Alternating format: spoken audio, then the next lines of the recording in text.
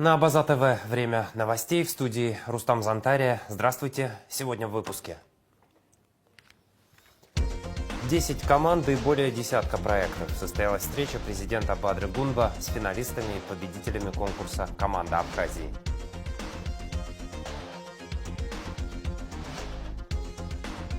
Прежде чем принять решение, он должен был выслушать несколько мнений. Так вспоминает о Владиславе Ардзенбо, советник первого президента Астам Муртания.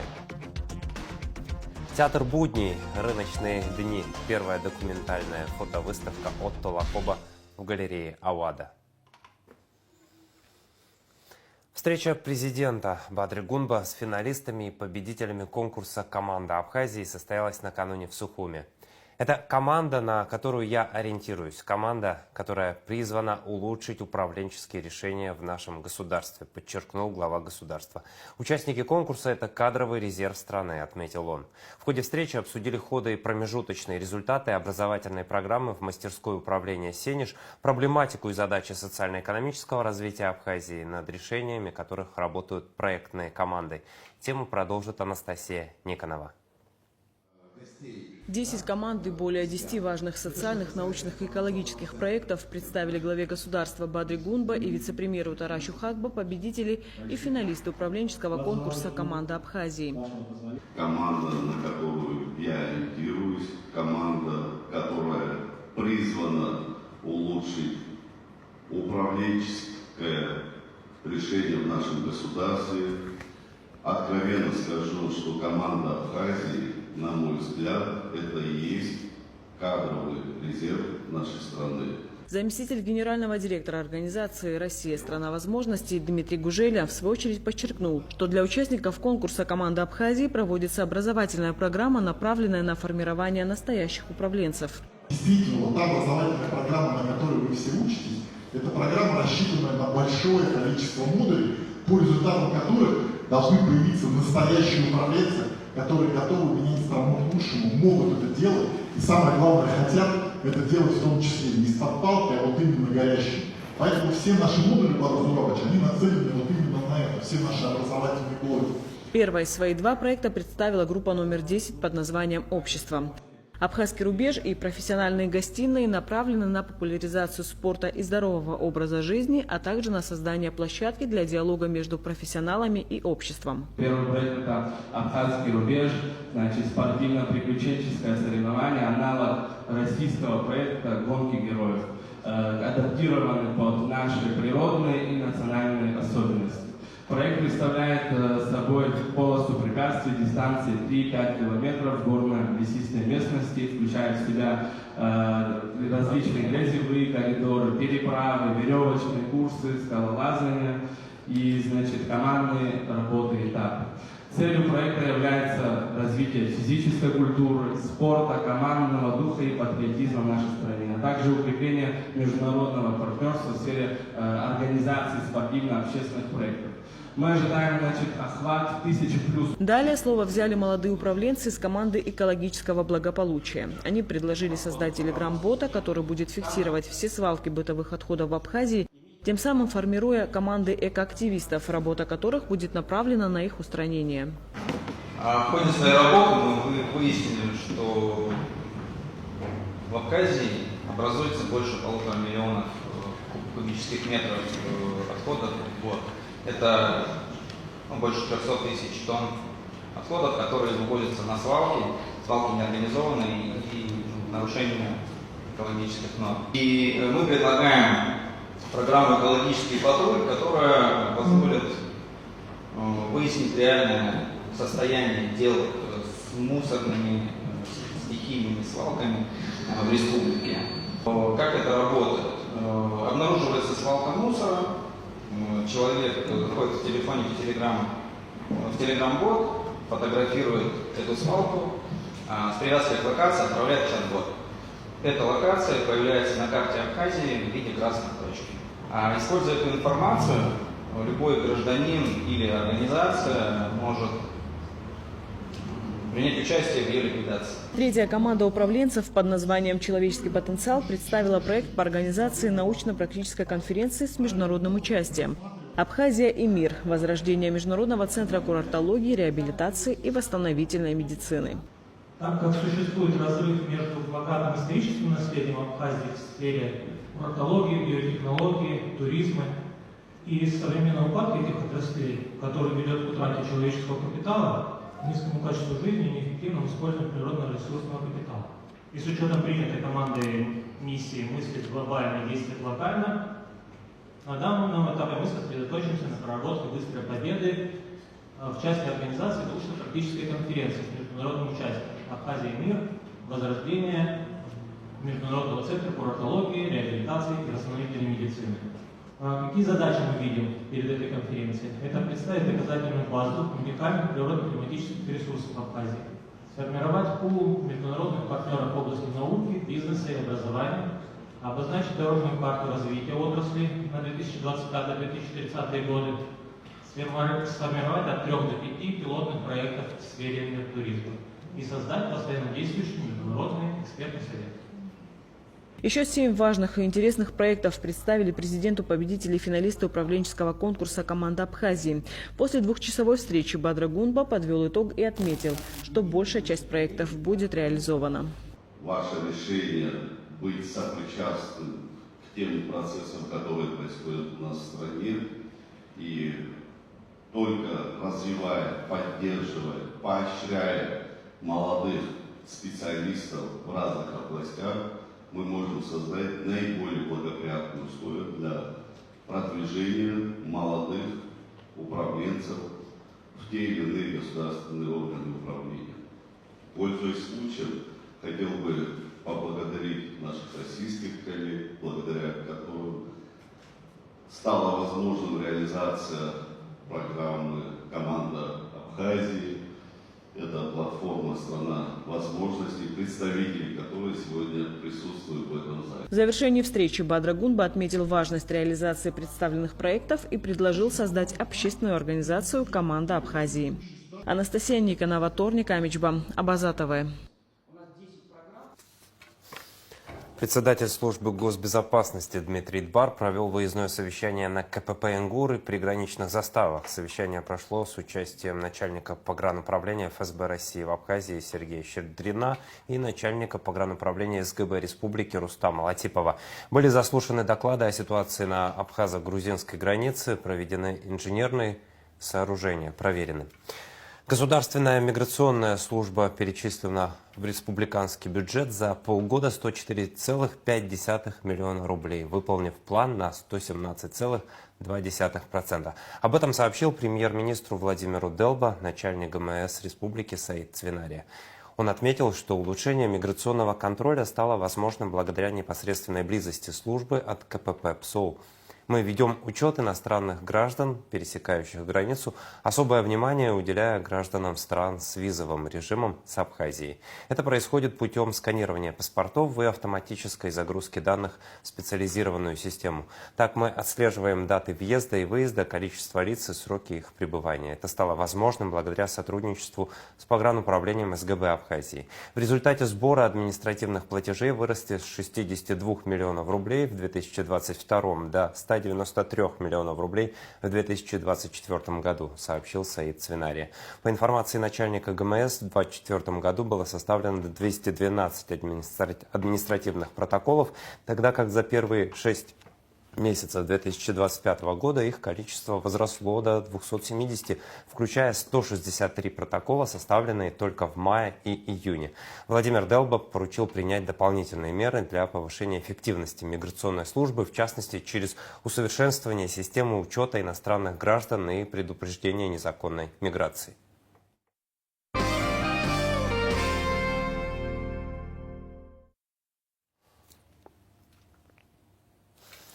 Прежде чем принять решение, он должен был выслушать несколько мнений. Так вспоминает о Владиславе Арцембо, директор музея Банка Абхазии Стамуртания, который долгое время был референтом и помощником Владислава Григорьевича, а затем до самого ухода из жизни первого президента Абхазии был его советником. Телекомпания «Абаза ТВ» продолжает цикл телевизионных интервью с политическими соратниками Владислава Арцембо, ветеранами Отечественной войны народа Абхазии, сотрудниками администрации первого президента республики, деятелями культуры. как личность, он определяющую роль сыграл в судьбе Абхазии. Потому что, ну, скорее всего, история пошла бы по совершенно другому пути. Слушай, Не будь, ну, вот в этой личности такого творческого и энергетического заряда. Скажи немножко про это место. Это что же вот такая точка народной, не знаю, дипломатии, демократии. Насколько вот Владислав Григорьевич серьезно относился к этому? Мне, конечно, легче было бы сказать, что он это место любил, но это будет неправда. Да, я, кстати, знаю, что это было не так. Это место любил Сергей Васильевич Багатов. Да, я помню. Для него это было ритуал сюда приходить. А Владислав Григорьевич, он все-таки, он был человек приезжий. Он родился в Эшерах, закончил наш пединститут, а потом он уехал в Москву и так и там и занимался наукой 25 лет. То есть у него не было этой традиции начинать утро с брехаловки. Один раз Сергей Васильевич его вытащил из кабинета и привел сюда. Тогда Сергей Васильевич был премьер-министром. Вот. И здесь он общался со старожилами. Но это был такой, можно сказать, редкий случай. Слушай, но при этом все-таки к народу он был близок, потому что я слышал истории вот от эшерских ребят, что он, когда возвращался домой там после работы вечером, или если это был там... это его вообще любимое дело было. Что он мог по дороге остановиться, где-то выйти с ребятами. Он жил, вот когда для него родной дом и сельское хозяйство, это был способ отвлечься от вот этих повседневных забот. Он любил заниматься ручным сельским трудом. Кроме шуток, вот, да. Один раз он меня вызвал туда с какими-то бумагами. Хотел сказать, припахал, да? Да, а для меня это вот совершенно сельское хозяйство, и я как жираф на льдине там себя ощущаю на этом поле. И мы закончили бумажную работу, он меня, пойдем, говорит, я тебе покажу огород. Ну, куда деваться, я пошел. Хожу за ним, он показывает что-то.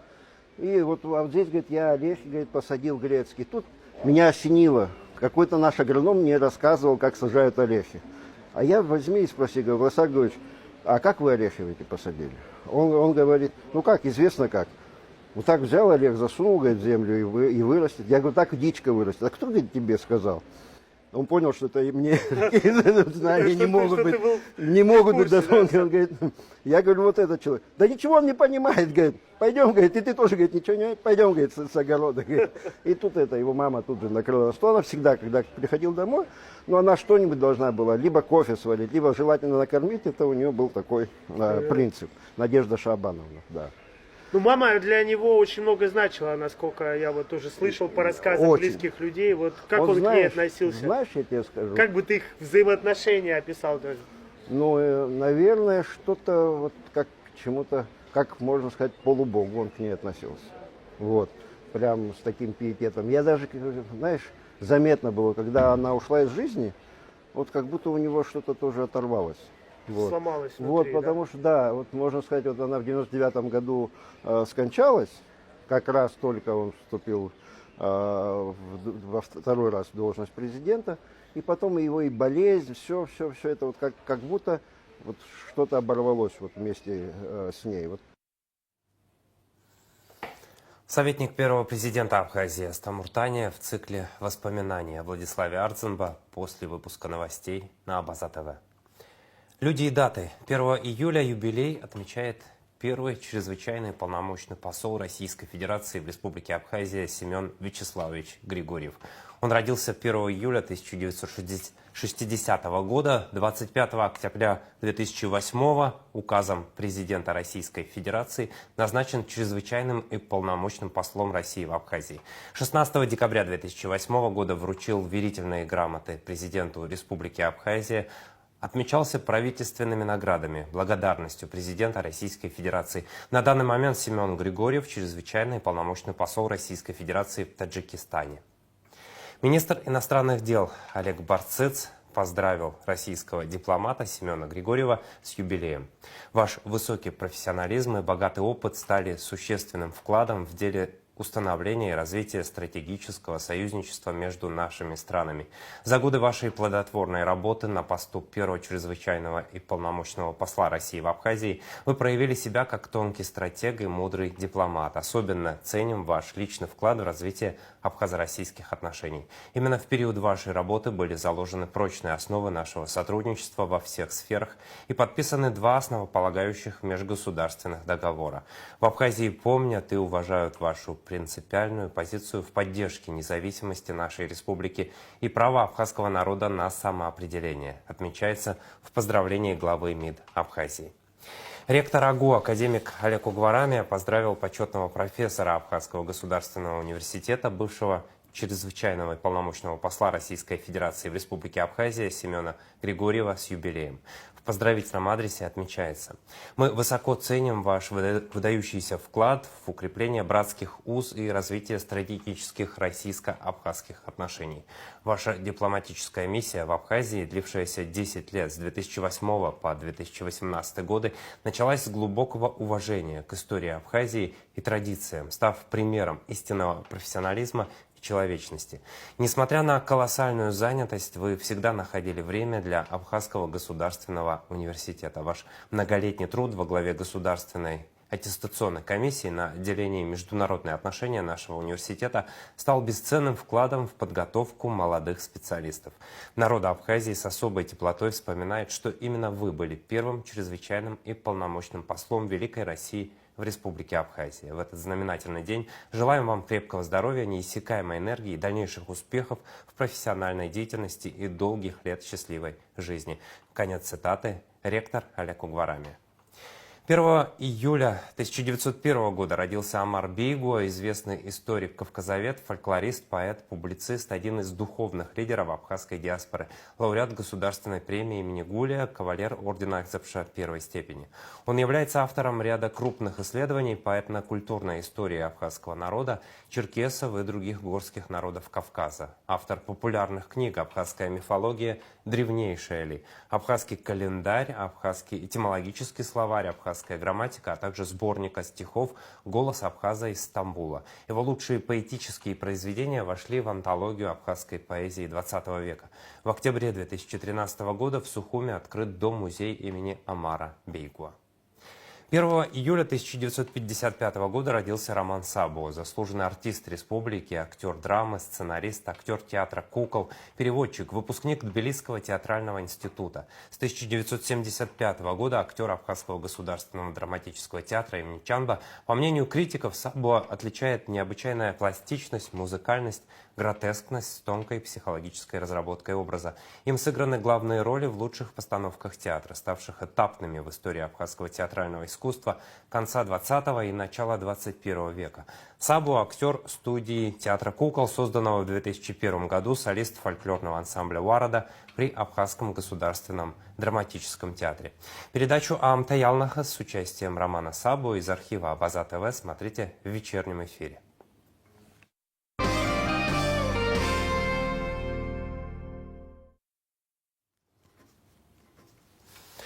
Продолжаем выпуск. Абисалом Алексеевич Кварчи указом президента Республики Абхазия Бадры Гунба введен в состав Общественной палаты по президентской квоте в связи с назначением бывшего члена Общественной палаты Вараздата Минасяна на государственную должность вице-премьера республики. Зураб Багавш был избран членом Общественной палаты. В соответствии с законом об Общественной палате Республики Абхазия место вакантного члена замещалось через процедуру конкурсного отбора и тайное рейтинговое голосование. По итогам голосования, состоявшегося 1 июля, членом палаты стал Зураб Багавш, представленный Республиканской общественной организацией «Новый курс». На участие в конкурсном отборе поступило 3 ходатайства от политической партии «Единая Абхазия» и общественных организаций «Новый курс» и «Садзы». Досрочные выборы проводились в связи с назначением прежнего члена палаты Астамура Лого на пост министра туризма республики.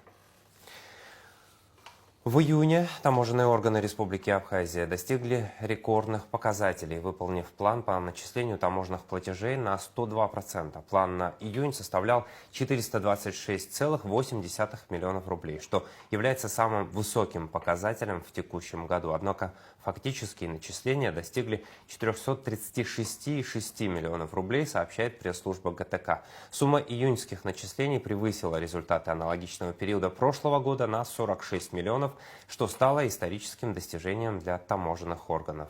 Все таможенные посты работали в усиленном режиме, что способствовало выполнению поставленных задач. 10 502 человека составил пассажиропоток международного аэропорта Сухум имени Ардзинба с 1 мая по 1 июля, сообщает «Спутник Абхазия». За это время совершено 78 рейсов по 2-3 рейса в день. География направлений: город Москва, Нижний Новгород, Ханты-Мансийск. Верховный суд вынес приговор в отношении Омара Хагуш. 30 июня Верховный суд Республики рассмотрел уголовное дело в отношении Омара Хагуш. Судебное заседание проходило под председательством судьи Эсмы Корсая при участии судей Мадины Логуа и Оксаны Пилия. Омара Хагуша обвиняют в применении насилия, неопасного для жизни, в отношении представителя власти, а также в незаконных действиях с оружием, совершенных группой лиц. Суд признал его виновным и назначил наказание в виде лишения свободы сроком на 7 лет и 11 месяцев с отбыванием в исправительной колонии общего режима. До вступления приговора в силу Хагуш продолжит находиться под стражей.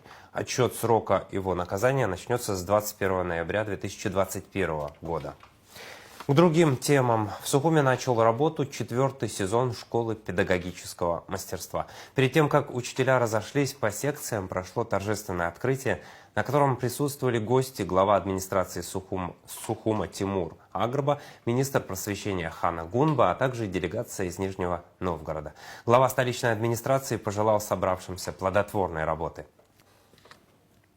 В Сухуме начал работу 4-й сезон школы педагогического мастерства. Перед тем, как учителя разошлись по секциям, прошло торжественное открытие, на котором присутствовали гости: глава администрации Сухума Тимур Агрба, министр просвещения Хана Гунба, а также делегация из Нижнего Новгорода. Глава столичной администрации и министр просвещения пожелали собравшимся плодотворной работы. Я рад приветствовать вас всех на открытии 4-го сезона школы педагогического мастерства. Для нас этот сезон особенно важен, потому что к нам обменяться опытом приехали наши дорогие друзья из Нижнего Новгорода.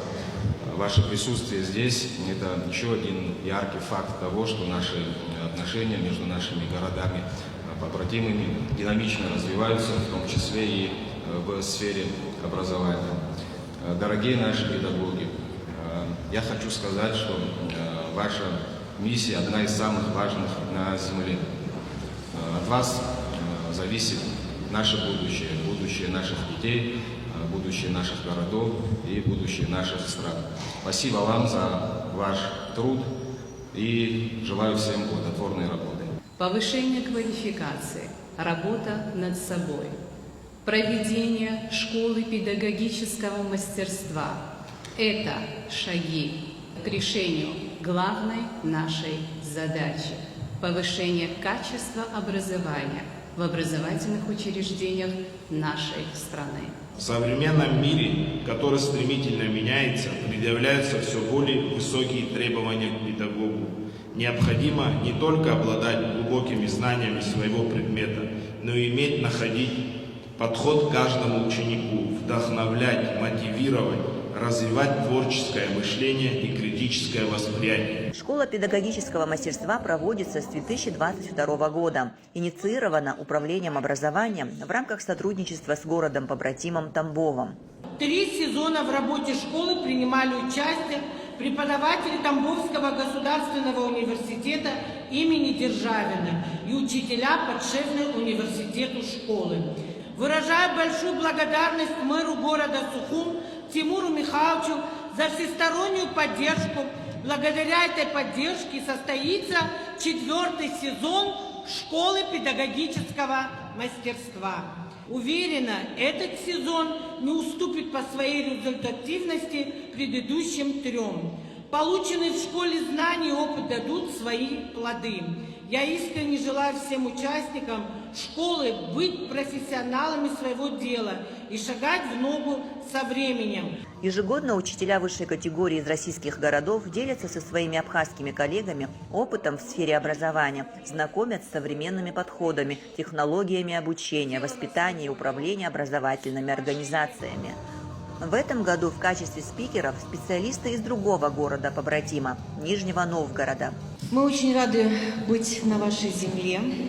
Мы здесь уже далеко не первый раз, и всегда она была для нас гостеприимной. Именно поэтому мы с чистым сердцем и теплой душой приехали к вам. Мы приобретем здесь очень много друзей, и я уверена на наше теплое и совместное будущее. Школа педагогического мастерства ежегодно собирает на повышение квалификации около 200 молодых учителей сухумских школ. Помимо основных направлений, в рамках школы в этом году впервые пройдут секции для психологов, дефектологов и логопедов. Это, безусловно, помогает молодым учителям. Очень приятно, что у нас спикеры с Российской Федерации. У них, конечно, технологии далеко ушли вперед, и поэтому то, что они делятся своим опытом, для нас имеет большое значение. Работа школы педагогического мастерства продлится неделю. За это время пройдут десятки лекций и мастер-классов. Амрамич Алексея Гухава, пресс-служба администрации города Сухум. Минкультура Абхазии примет участие в мероприятиях арт-кластера «Таврида» на территории Академии творческих индустрий «Меганом» в Крыму. С 4 по 8 июля молодые специалисты ведомства будут посещать лекции, мастер-классы и семинары. Приглашение абхазским коллегам поступило от Министерства культуры России. В честь 50-летия Государственного Пицунского концертного зала в Пицунде состоится 7-й фестиваль Гранд-Опера «Гала». 7 лет подряд это событие объединяет музыкантов оперной сцены России и Абхазии. А в этом году гостей ждет еще более масштабное путешествие по вехам музыкальной истории. 4 концерта, посвященных шедеврам разных эпох. В программе виртуозные выступления солистов Ростовского симфонического оркестра и камерного хора «Лик», сольные концерты от Екатерины Мечетиной, Зарины Абаевой, Саида Габечи, Луки Гаделия и других. Бриллианты мировой классики от барокко до романтизма. В галерее Ауада в Сухуме открылась персональная фотовыставка Отто Лакоба под названием «Рыночные дни». В экспозиции 34 черно-белых снимка, сделанных на городском рынке за последние 10 лет. Автор называет свой метод документальным дрейфом. Он фиксирует повседневные сцены, которые мы привыкли не замечать. Выставка продлится до 13 июля. На открытии побывали и наши корреспонденты. Подробности в материале Заура Кварчи. Черно-белая пленка и дневной свет. Люди, у которых нет времени позировать, и фотограф, у которого нет цели. В галерее Ауада первая документальная фотовыставка Отто Лакоба «Рыночные дни». В кадре сухумский рынок, таким, каким его почти не замечают. Живым, уязвимым, настоящим.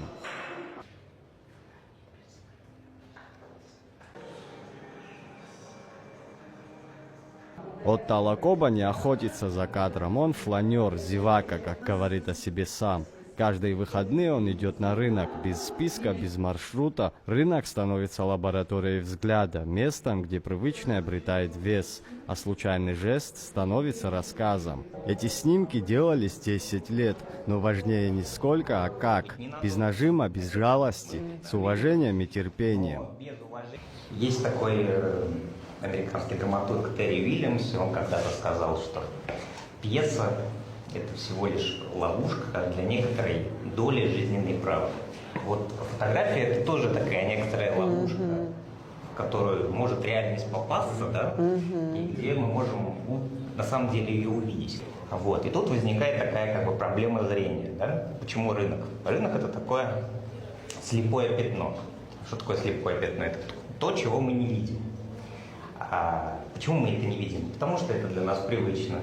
Потому что мы видим это каждый день. Потому что мы не хотим на это смотреть, потому что нас это раздражает совершенно. Вот. И тут как бы идея вот эти слепые пятна как бы отодвигать и пытаться как бы проникнуть вовнутрь. В этой серии Лакоба отказывается от панорамного взгляда. Он не снимает систему, а фиксирует опыт.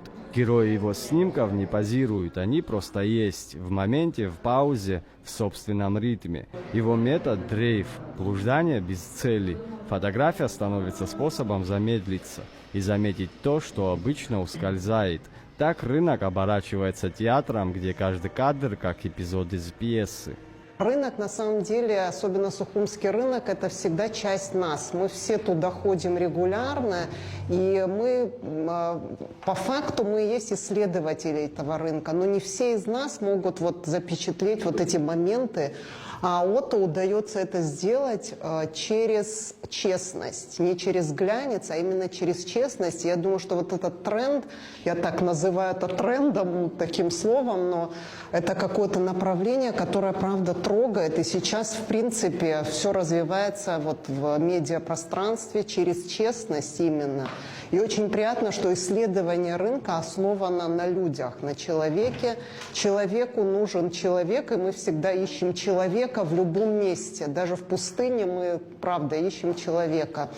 Автор не эксплуатирует маргинальность, он показывает достоинство. Не торговец или бедняк, а личность с выражением лица, с характерной позой, с историей. Иногда взгляд камеры встречает сопротивление, и это часть честности. Лакоба не обожествляет рынок, он просто открывает пространство, в котором мы все временные пассажиры. Здесь представлены фотографии, и мы на них смотрим, как это маленькие, емкие истории каждого человека. Каждого человека его красота, и красота в неочевидных вещах, а именно в неочевидном. И очень, вот что хочется сказать, самое главное, что в тот момент, когда мы понимаем, что жизнь каждого человека, мимо которого мы пробегаем каждый день, мимо которых мы видим вокруг себя, не останавливаясь, когда мы это ценим, это и делает нас людьми и выделяет нас людей.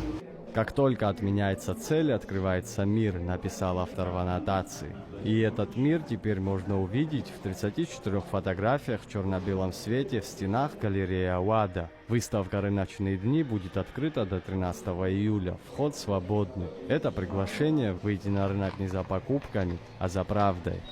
Заур Кварджия, Абаза ТВ. Внимание, воды не будет в связи с ремонтными работами на водоводах диаметром 300 мм и 200 мм на Кадорском шоссе. 2 июля с 0 до 20:00 будет приостановлена подача воды в нескольких районах города Сухум. Отключение коснется следующих зон: Кадорское шоссе, Синоп, Турбаза, село Дзыгута, улица Чанба и село Баслата. Водоканал просит жителей указанных районов заранее сделать необходимые запасы воды и приносит извинения за временные неудобства. Сейчас о погоде.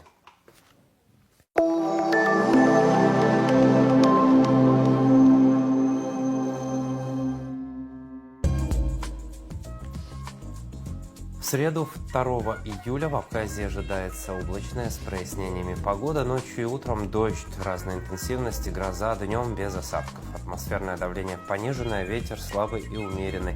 Температура воздуха ночью от 12 до 17, днем от 19 до 24 градусов. Температура морской воды 23 градуса.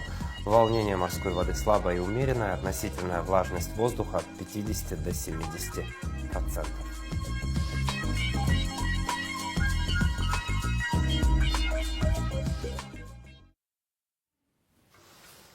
На этом выпуск завершен. За развитием событий следите вместе с нами. Оставайтесь на Абаза ТВ. До новых встреч в эфире.